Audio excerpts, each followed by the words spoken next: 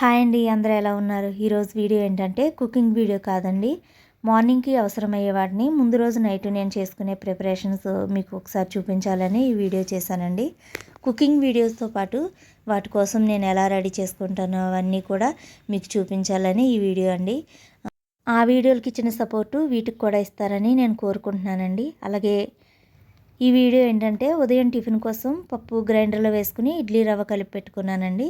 తర్వాత మా ఆయన మార్నింగ్ డ్రై ఫ్రూట్ షేక్ తాగుతారండి, అందుకోసమని డ్రై ఫ్రూట్స్ నానబెట్టి పెట్టుకున్నాను. అలాగే పిల్లల లంచ్ బాక్సులు కూడా క్లీన్ చేసి పెట్టుకున్నాను, పొద్దునకి హడావిడి లేకుండా.